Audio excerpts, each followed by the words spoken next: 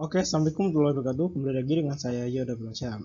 Pada hari ini kita akan membahas tentang ekuitas, lanjutan dari pertemuan sebelumnya. Untuk pertama kita masuk ke preference share. Nah, ada keuntungan dari preference share sendiri. Keuntungan dari preference share sendiri itu yang pertama, hak yang didulukan daripada saham biasa. Kemudian memiliki sifat tetap tergantung bunga dalam kontrak. Kemudian memiliki hak didulukan setelah debitor. Maksudnya pas pembagian dividen nanti, maka akan dibagikan dividen tersebut akan dibagikan yang pertama untuk melunasi debitor, kemudian pembayaran dividen terhadap preference share atau pemegang saham istimewa, kemudian dapat dikonversi menjadi saham biasa, kemudian dapat dilunasi lebih cepat, tidak ada, kemudian yang terakhir tidak ada hak suara dalam perusahaan.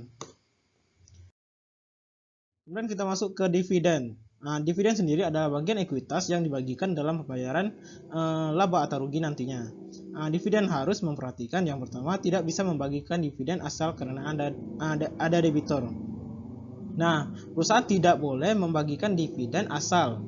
Maksudnya perusahaan harus memperhatikan pembayaran debitor terlebih dahulu. Kemudian yang kedua, ada kemungkinan pengembangan perusahaan. Maksud dari pernyataan tersebut adalah perusahaan akan mempertimbangkan akan mengembangkan perusahaan tersebut atau tidak nantinya. Kemudian mempertahankan pembayaran supaya tidak berfluktuatif atau mempertahankan supaya pembayaran tersebut tidak mengalami turun naik nantinya pembayarannya. Kemudian yang keempat, yang terakhir, mempertimbangkan cadangan kerugian nantinya. Kemudian kita masuk ke pertimbangan pembayaran menggunakan kas. Nah, untuk pertimbangannya sendiri itu kita harus mempertimbangkan cukup atau tidaknya kas, kemudian mempertimbangkan kondisi perusahaan.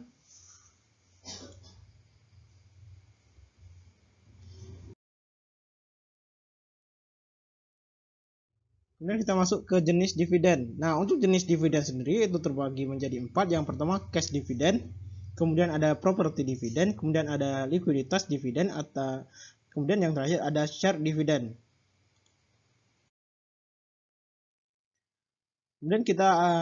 Kemudian ada keistimewaan saham istimewa dalam pembagian dividen.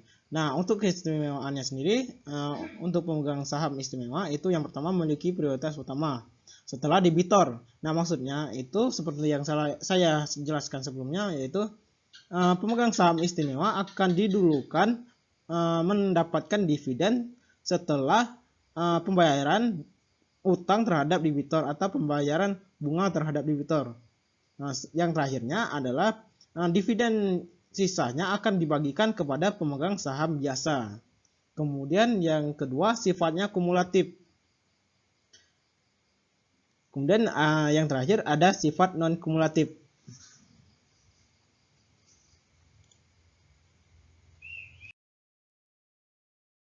Kemudian kita masuk ke akuntansi pembayaran dividen.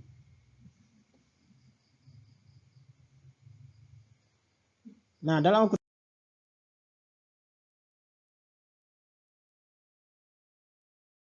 akuntansi pembayaran dividen ada 3 tanggal penting dalam pembayaran dividen. Yang pertama itu tanggal pengumuman. Nah, pada tanggal pengumuman ini perusahaan akan mencatat, akan ada catatan terhadap jurnalnya nanti. Kemudian yang kedua pencatatan. Nah, untuk pencatatannya sendiri nanti tidak akan di katanya saja pencatatan, tapi dalam jurnalnya nanti tidak akan ada catatan untuk pada tanggal pencatatan. Karena pada tanggal pencatatan itu perusahaan akan mencatat siapa saja yang berhak mendapatkan dividen dan siapa saja yang tidak berhak mendapatkan dividen. Kemudian yang ketiga pembayaran dividen. Nah, untuk pembayaran dividen sendiri itu pasti ada catatannya sendiri nantinya. Kemudian kita masuk ke dalam pembayaran dividen. Nah, dalam pembayaran dividen harus memperhatikan ada return earning-nya, ada keuntungannya. Apabila perusahaan tidak mendapatkan return earning, maka dividen tersebut tidak akan bisa dibagikan. Kemudian harus ada cash yang cukup. Harus ada cash yang cukup maksudnya adalah pembagian dividen tersebut, pembagian dividen nantinya harus mengetahui apakah cash kita tersebut cukup atau tidak. Apabila tidak cukup, bisa menggunakan pembayaran menggunakan saham atau pembayaran menggunakan properti atau yang lainnya. Kemudian pengumuman oleh board of director. Nah, maksud dari pengumuman oleh board director itu artinya adalah pengumuman akan diumumkan oleh si direktur dalam perusahaan tersebut.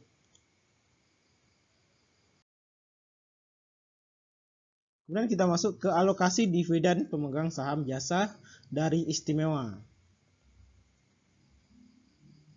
Nah, hal yang dilakukan oleh perusahaan yang pertama, menilai kembali aset yang diberikan dengan harga wajar. Kemudian membandingkan nilai tercatat bisa terjadi untung atau rugi nantinya. Kemudian dividen likuiditas. Dividen likuiditas sendiri adalah dividen yang dimana diambil dari laba. Misalnya jika laba yang diambil lebih besar dari laba sendiri, maka akan dilunasi dengan ekuitas lainnya. Dan ada share dividend. Untuk share dividend sendiri itu terbagi menjadi dua, yaitu akan meningkatkan modal saham, kemudian akan dibagikan pro rata. Nah, maksud dari akan meningkatkan modal saham itu ketika pembagian dividen dengan menggunakan saham, maka modal perusahaan akan meningkat, tetapi modal perusahaan akan meningkat, tetapi jumlah laba, pembagian laba nantinya akan menurun juga karena jumlah saham yang beredar itu meningkat karena ada peningkatan terhadap saham karena pembagian menggunakan saham. Kemudian akan dibagikan pro rata. Maksud dari pro rata itu saat pembagian tersebut nantinya akan mempertimbangkan berapa besar dari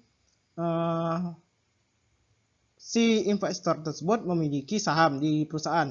Misalnya si A memiliki saham di perusahaan sejumlah 40%. Kemudian di si B memiliki saham sebesar 20%. Dan si C memiliki saham sebesar 40% juga.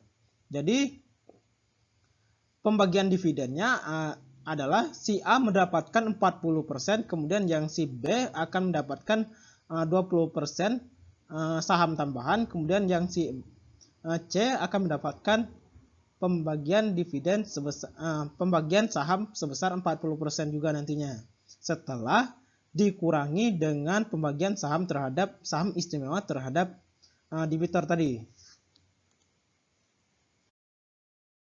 Kemudian kita masuk ke alasan perusahaan membagikan share dividen. Maksud dari pernyataan tersebut, ada alasan untuk perusahaan membagikan saham, pembagian dividen menggunakan saham. Yang pertama, memuaskan investor. Nah, maksud dari memuaskan investor tersebut, si perusahaan apabila perusahaan tidak memiliki kas, maka perusahaan tersebut akan membayarkan menggunakan saham untuk memuaskan si investor. Jadi si investor akan puas walaupun dia tidak mendapatkan cash langsung. Kemudian meningkatkan harga pasar. Kemudian yang ketiga, agar pemegang saham terus berinvestasi di perusahaan tersebut. Kemudian kita masuk ke jenis pembagian dividen. Nah, untuk pembagian jenis pembagian dividen sendiri itu yang pertama ada larger share dividend, kemudian ada small share dividend. Nah, untuk larger share dividend sendiri itu pembagian dividennya lebih dari untuk larger share dividend sendiri itu lebih dari 20% atau lebih dari 25% pembagian dividennya.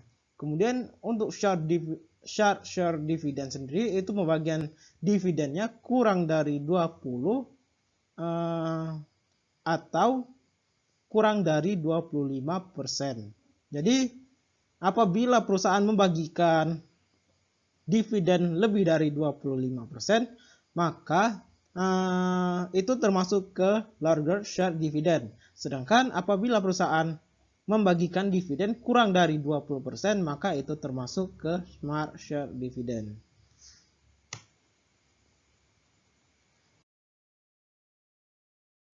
Mungkin itu saja penjelasan kita pada hari ini. Kalau ada kurang dalam kalimat saya mohon maaf. Saya tutup. Wassalamualaikum warahmatullahi wabarakatuh. Jangan lupa like, subscribe, dan share. Jika ada pertanyaan bisa ditanyakan di kolom komentar di bawah.